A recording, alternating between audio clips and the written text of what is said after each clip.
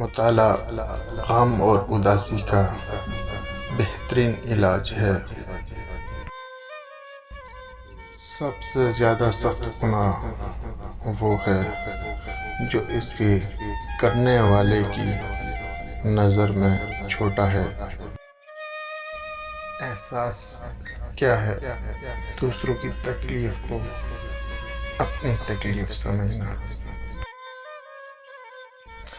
جب تو خدا سے مغفرت و عطا کا طالب ہے تو جن لوگوں کی امید میں محروم و مایوس نہ کر تیری ذات سے وابستہ ہیں تو انہیں بھی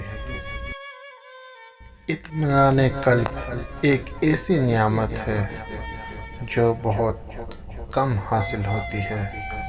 لاکھ خزانوں کا مالک ہو کر بھی انسان اطمینان قلب سے محروم رہتا ہے اور ایک مفلس اس سے مالا مال ہوتا ہے۔ اچھی عادت کی مالکہ، نیک اور پاک دامن عورت اگر فقیر کے گھر میں بھی ہو تو اسے بادشاہ بنا دیتی ہے۔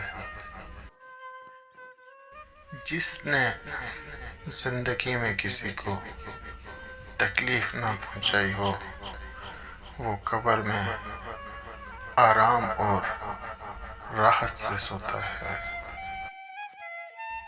تعجب ہے کہ اللہ اتنی ساری مخلوق سے مجھے نہیں بھولتا اور میرا تو ایک اللہ ہے، میں اسے بھول جاتا ہوں۔ زندگی کا راز صبر میں پوشیدہ ہے۔ خداوند تعالیٰ متحمل بھی ہے اور رحیم و کریم بھی۔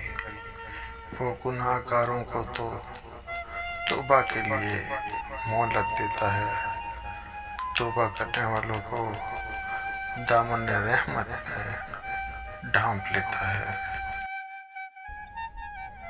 بڑے بڑے متکبروں اور سرکشوں کو بھی خدا کے سامنے جھکے بغیر چارہ نہیں۔